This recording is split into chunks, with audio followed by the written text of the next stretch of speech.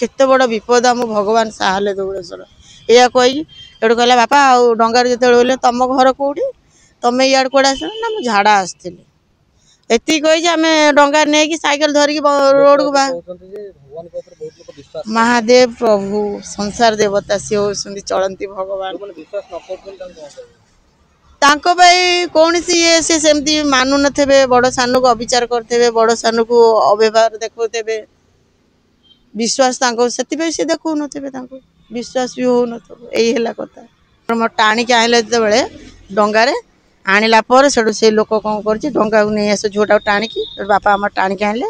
टेकिक आनले आनला से दौड़ जो डंगा बंधा है टाणी टाणिक से आम जाणिलु जे